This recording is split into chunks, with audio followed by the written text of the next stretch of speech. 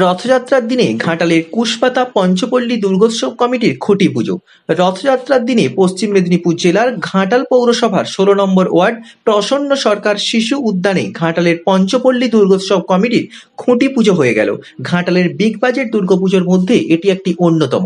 এবছর ৩০তম বর্ষের দুর্গাপুজোর খুঁটি পুজো সম্পন্ন হলো আজ। ১৫ লক্ষ টাকা বাজেট নিয়ে এবছরও থাকছে দুর্গাপুজোর থিমে নতুন চমক, এমনটাই জানিয়েছেন উদ্যোক্তারা।